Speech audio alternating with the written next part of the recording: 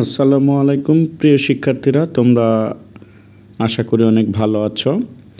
আমরা নতুন একটা চ্যাপ্টার নিয়ে এসেছি, তোমাদের চ্যাপ্টার 4, যার হেডলাইনটি তোমরা দেখতেই পাচ্ছ, প্যারাফ্রেশিং অ্যান্ড রিফ্রেশিং।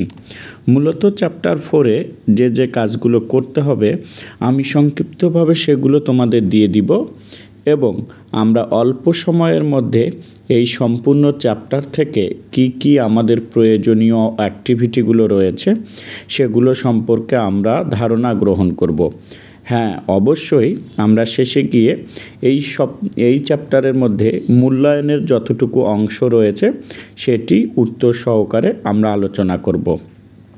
আর তোমাদের যে মূল্যায়নের যে অংশগুলো থাকবে বা যে অ্যাক্টিভিটিগুলো নিয়ে তোমরা চিন্তিত রয়েছো, নিজে করতে পারছো না, তার উত্তরগুলো অবশ্যই স্ক্রিনে দিয়ে দেওয়া থাকবে, তোমরা সেটি মুট করে অবশ্যই লিখে নিবে। তো সেখান থেকে আমরা প্রথমেই অ্যাক্টিভিটিগুলো ধারণা নিই। আমরা প্যারাফ্রেশিং অ্যান্ড রিফ্রেশিং এই হেডলাইনটা বলতে আমরা যা বুঝি তা হলো কোনো একটি টেক্সটকে নিজের মতো করে লেখা। সবচেয়ে মজার যে বিষয়টি এখানে হলো যে আমরা যে নিজে লিখব বা কোনো টেক্সট দেখে সেই টেক্সটকে আবার নিজের মতো করে লিখতে গিয়ে কি বিষয় খেয়াল রাখতে হবে তা আমরা এই চ্যাপ্টারে বুঝতে পারবো। প্রথম যে একটা অ্যাক্টিভিটি দেয়া রয়েছে, দেখো এখানে একটি চিত্র দেয়া রয়েছে এবং এখানে আমরা দেখতে পাচ্ছি যে percentage of female students completed lower secondary school from 2011 থেকে কত 2019, অর্থাৎ 2011 সাল থেকে 2019 সাল পর্যন্ত মেয়ে শিক্ষার্থীরা তাদের হায়ার সেকেন্ডারি স্কুল অর্থাৎ এসএসসি পর্যন্ত পড়াশোনা কমপ্লিট করেছে, তার পার্সেন্টেজ দেওয়া রয়েছে।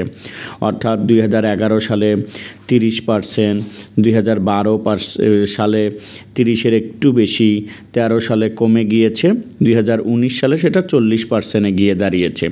এটা পড়ে আমাদেরকে এটা ধারণা নিতে হবে। পরবর্তী মজার জিনিসগুলো হলো পরবর্তী অ্যাক্টিভিটিতে এই যে তুমি একটা চিত্র দেখতে পেলে, এটা তোমাকে আসলে মূলত কি করতে হবে, বানিয়ে লিখতে হবে। এখানে তুমি কি দেখতে পেলে তা তোমাকে প্রকাশ করতে হবে।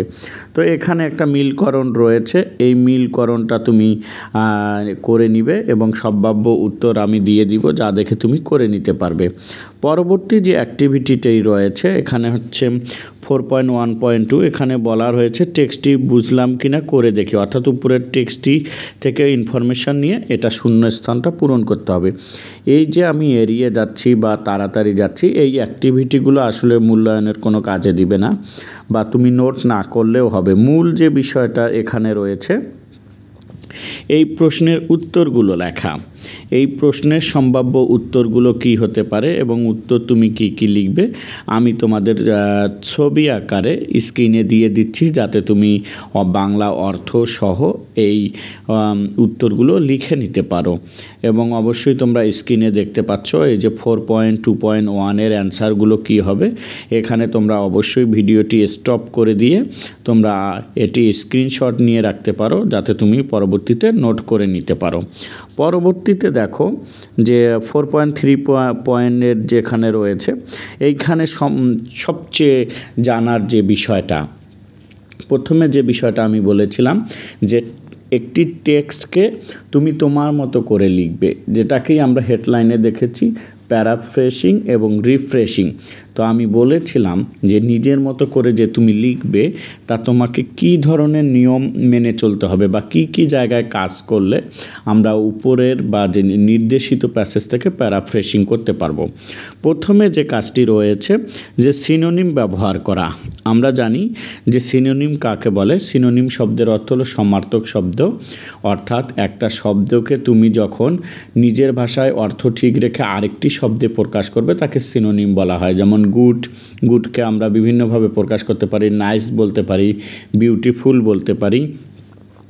যদি কোনো সেন্টেন্সে এ ধরনের ওয়ার্ড দেয়া থাকে, আমরা যদি সেটা পরিবর্তন করি তাহলে আমার প্যারাফ্রেশিংটি রেডি হবে। দ্বিতীয় যে রুলটা রয়েছে সেন্টেন্স স্ট্রাকচার। সেন্টেন্স স্ট্রাকচার বলতে সেন্টেন্সের গঠন। এখানে খুব ভালো করে মনে রাখবে বিষয়টি, সেন্টেন্সের স্ট্রাকচার তুমি সহজেই পরিবর্তন করতে পারবে না। এখানে যদি তুমি প্যারাফ্রেশিং করার জন্য সেন্টেন্স স্ট্রাকচার পরিবর্তন করতে চাও, প্রথমে যে তোমাকে voice degree, simple, complex compound, এগুলো যারা ভালো পারো তারা খুব সহজেই করতে পারবে। আমি একটি সেন্টেন্সের স্ট্রাকচার চেঞ্জ করে দেখাচ্ছি, তোমাদের স্ক্রিনে দেখতে পাচ্ছ যে খুব সহজেই অর্থ পরিবর্তন না করে কিভাবে একটি সেন্টেন্সকে আমরা গঠন পরিবর্তন করতে পারি। The boy is beautiful reading in class 5। The boy is beautiful বা স্মার্ট বলতে পারো, the boy is smart reading in class 5। এই সেন্টেন্সটারই গঠন যদি আমি পরিবর্তন করে দেই তাহলে সেন্টেন্সটি কী দাঁড়াবে?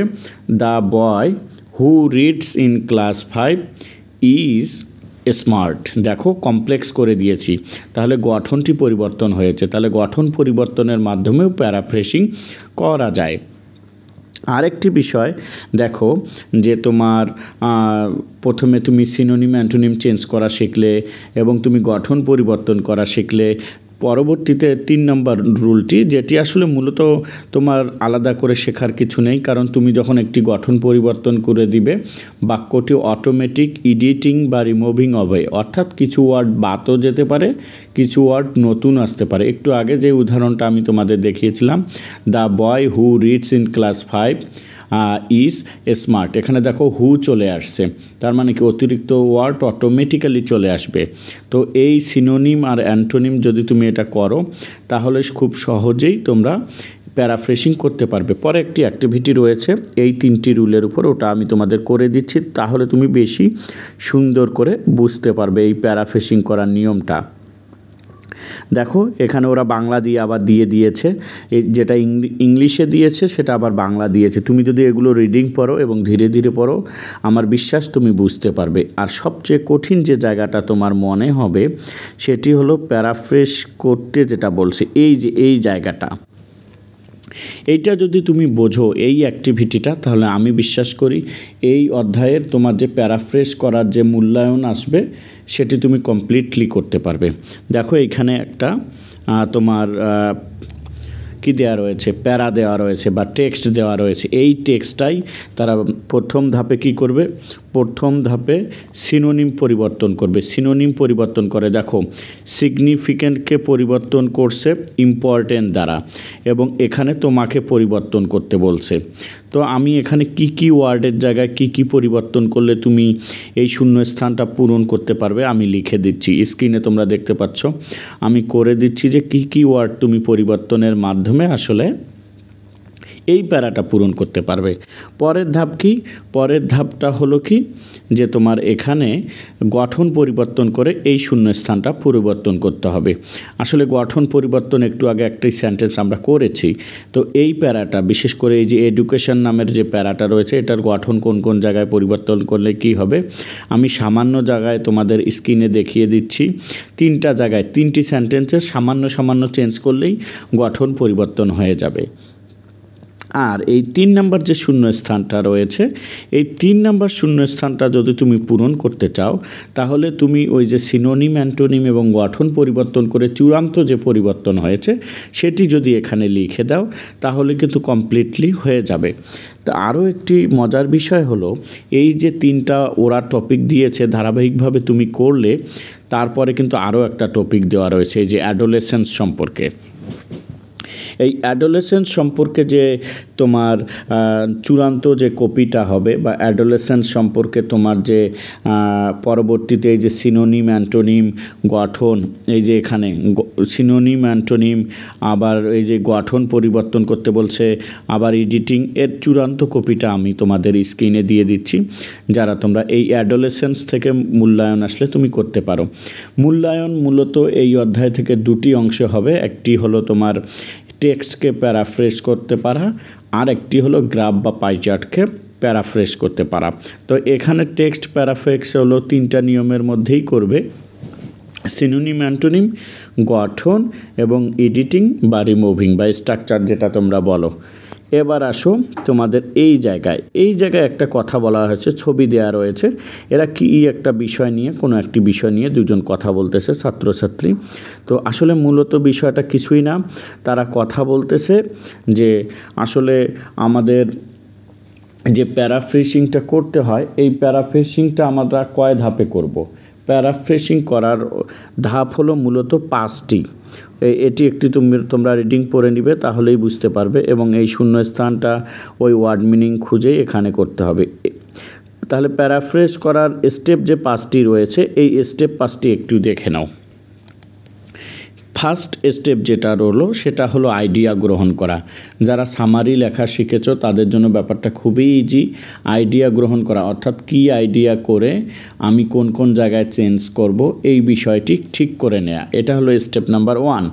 দ্বিতীয় স্টেপ যেটা তোমাকে করতে হবে সেটা হলো একটু আগে যে 3টি রুল তুমি দেখে এসেছো, বা এই আইডিয়াগুলো সেন্টেন্স আকারে লিখতে হবে।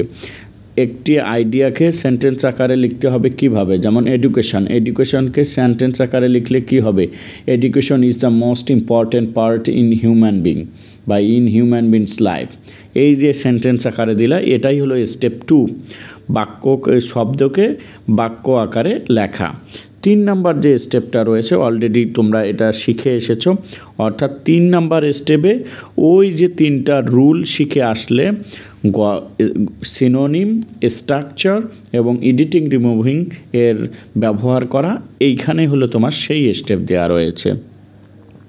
এবং 4 নাম্বার স্টেপটার হলো কি, 4 নাম্বার স্টেপটা হলো যে তুমি যে কাজগুলো করলে, অর্থাৎ প্যারাফ্রেজিং করলে, প্যারাফ্রেজিং করার পর তোমাকে চেক দিতে হবে। মনে রাখবে প্যারাফ্রেজিং যেন কোনোভাবেই উপরের বা নির্দেশিত টেক্সটের অর্থ পরিবর্তন না হয়, সেদিকে খেয়াল রাখার জন্য তোমাকে আবার চেক দিতে হবে।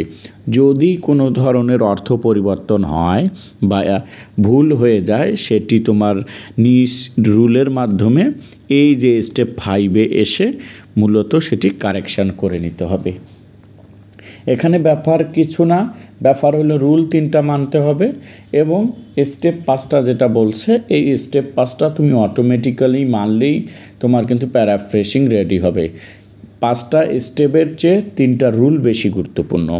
আমরা আসি পরের ধাপে। এই যে এখানে একটা গ্রাফ দেখতে পাচ্ছ, গ্রাফ বলতে আসলে কোনো বিষয়কে গ্রাফের মাধ্যমে তথ্য উপস্থাপন করাকে বোঝানো হয়ে থাকে। গ্রাফ এখানে আমরা যে তোমার বাংলাদেশের যে বিশেষ করে তোমার মেয়ে শিক্ষার্থীর যে সংখ্যা কমে যাচ্ছে এবং তাদের যে নির্দিষ্ট কারণ রয়েছে, সেই কারণ নিয়ে মূলত আসলে এই গ্রাফটি। আর এই গ্রাফটির প্যাসেজ যেটা আমরা একটু আগে এড়িয়ে গেলাম, সেটি হলো এই যে এখানে মূলত কানিজ নামের যে ক্যারেক্টার রয়েছে এবং শামীম, তারা পত্রিকার মাধ্যমে জানতে পারে বা নিজেদের মধ্যে কনভারসেশনের মাধ্যমে জানতে পারে যে বাংলাদেশের যে শিক্ষা ব্যবস্থায় মেয়েদের কমে যাচ্ছে, শিক্ষার্থীরা ঝরে পড়তেছে, তার বেশ কিছু কারণ রয়েছে। যেমন বাল্যবিবাহ, দারিদ্রতা, তারপর হলো যে বয়ঃসন্ধিকালের প্রভাব, lack of harassment, lack of তোমার ইকোনমিক্যাল ব্যালেন্স, তারপর হলো হ্যারাসমেন্ট, ইপটিজিং, আরও অনেকগুলো কারণ নিয়ে এই প্যাসেজটাতে ওরা কথা বলেছে। এই প্যাসেজটার আলোকে আসলে তোমার এই চিত্রটা দিয়ে দেয়া আছে, যেটাতে তোমাকে কি করতে হবে, এইটাকে তোমার সুন্দর করে লিখতে হবে এবং তারপর এর প্যারাফ্রেজ করতে হবে। তাহলে এই টেক্সটটা কিন্তু আমি ডিসক্রিপশন বক্সে দিয়ে দিব। ভালো করে খেয়াল রাখো, এটা কিন্তু তোমাদের মূল্যায়নে থাকবে। এটা তোমাদের ডিসক্রিপশন বক্সে আমি দিয়ে দিচ্ছি, তুমি এখনই গিয়ে ডিসক্রিপশন বক্সে এই চিত্রর বর্ণনাটা খাতায় লিখবে।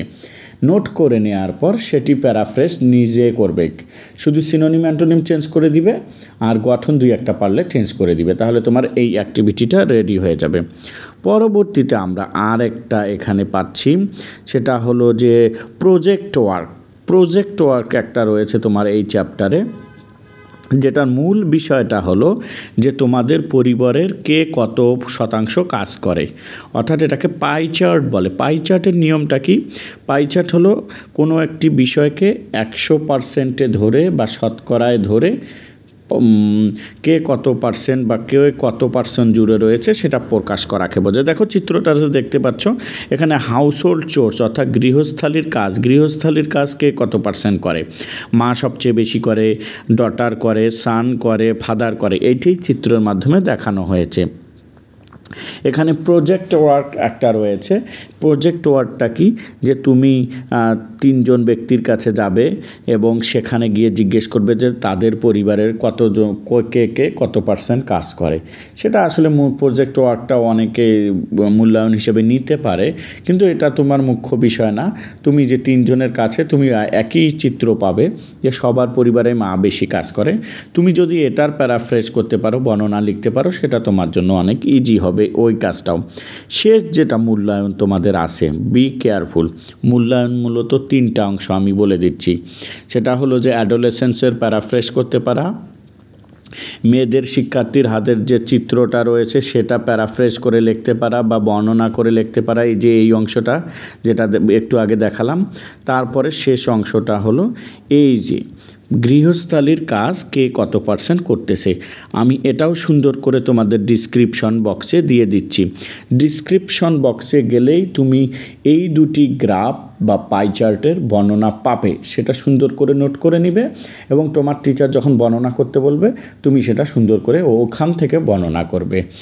আমি অল্প সময়ের মধ্যে চ্যাপ্টার 4টা তোমাকে আলোচনা করে দিলাম, প্যারাফ্রেশিং এবং রিফ্রেশিং, এবং মূল্যায়নের যে মূল যে অংশটুকু রয়েছে প্যারাফ্রেশিং করতে পারা সেটারও নোট দিয়ে দিচ্ছি। আশা করি তুমি এতে উপকৃত হবে। ভালো থেকো, সুন্দর থাকো।